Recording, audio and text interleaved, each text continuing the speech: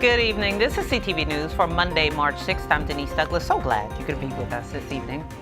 Well, a house fire in Capitol Heights leaves one woman dead. It happened around 9 a.m. Sunday along Crown Street. Karen Campbell joins us in the studio, and she's here to tell us because she spoke more with a neighbor who actually tried to save this woman. Yeah, that's right. Her name was Betty Mills, and she says she lost her best friend on Sunday morning when that fire happened. Now, she and her son ran to the home when they saw the flames. She says her son tried to break down the door, actually knocked down the door, but heavy smoke prevented them from going inside. Lisa was a star in my life. She was a star in my life. Betty Mills couldn't hold back tears as she talked about the sudden loss of her best friend, Lisa Herring. Mills says the 58-year-old died Sunday morning after her home along Crown Street in Capitol Heights caught fire, trapping her inside. I tried to get to her. My son kicked the doors open. I got down on my knees, but I couldn't get past the smoke.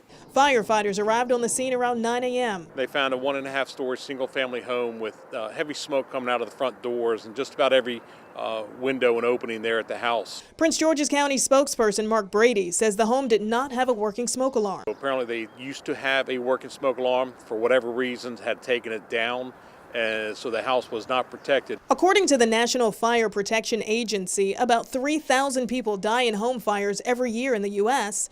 Brady says homes either don't have a smoke alarm or they don't work. About 2,000 people could be alive today if they had a working smoke alarm in their house at the time of the fire. To help save more lives, Maryland now requires homeowners to purchase a 10-year battery-operated smoke alarm. While Mills tries to cope with the loss of her best friend, she says her memories will last a lifetime. She was my confidant, my sister, my road dog.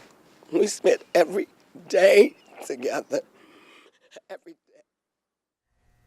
Now, Brady says anyone who goes into a hardware store can purchase a 10-year smoke alarm. And for those who can't afford a smoke alarm, firefighters say they will come install one in your home for free. You just have to call your local fire department. Denise. Wow, very emotional, Karen.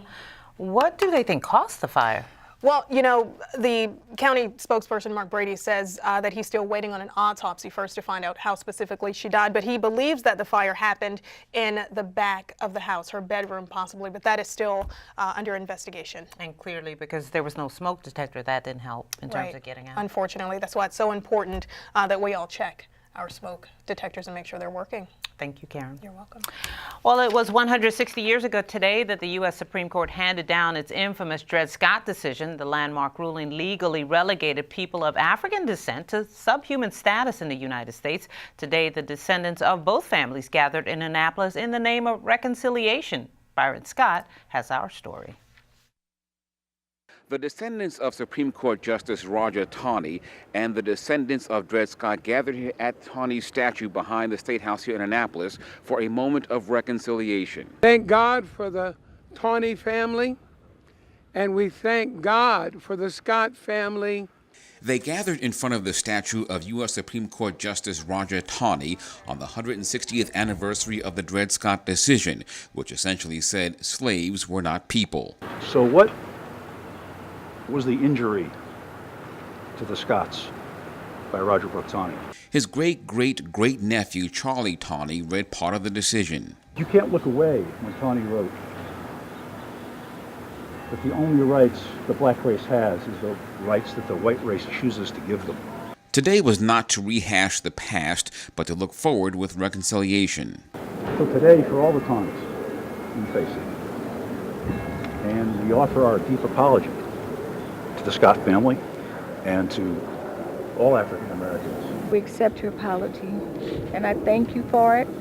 I thank you for the courage that you have and that Kate had. Come out and put yourselves out here and take this stand so that healing can begin. The Taneys and Scotts met last year when Kate Taney Billingsley produced a play titled A Man of His Time about the fictional meeting of the Taney and Scott descendants. Kate reached out to Dred's great-great-granddaughter, Lynn Jackson, who runs the Dred Scott Foundation in St. Louis. I was very nervous. I had talked to her on the phone, so I knew she was just very sweet, but I was just still nervous because I had written this play. I find it very interesting that two descendants of both families met over a play about two descendants meeting. So that's how it happened. While there has been much debate and talk about removing the Tawney statue from the State House, both families are calling for it to remain in place. They hope to eventually add nearby one of Dred Scott.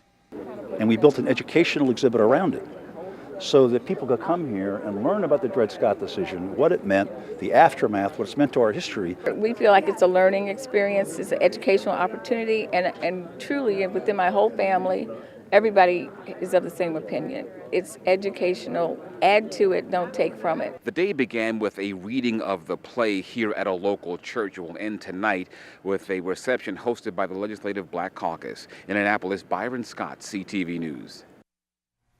Thank you, Byron. Justice Tawney was the second longest serving Chief Justice in our history. While a travel ban was rolled out today, a new one, Attorney General Jeff Sessions, along with other administration officials, outlined the revised version. Meanwhile, the president signed it out of public view. The ban limits immigration from 6 majority Muslim countries instead of 7. It also dropped the exception carved out for religious minorities, which was seen by opponents as representing an unconstitutional form of religious discrimination.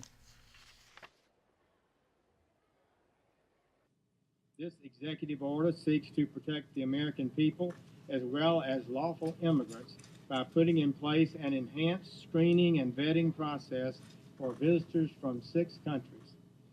3 of these nations are state sponsors of terrorism.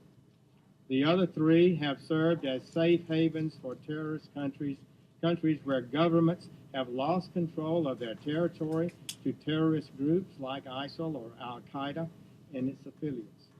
This increases the risk that people are admitted here from these countries may belong to terrorist groups. Despite the revision, the Fair Immigration Reform movement says that the ban is just as quote-unquote repulsive as the first one and quote-unquote full of bigotry.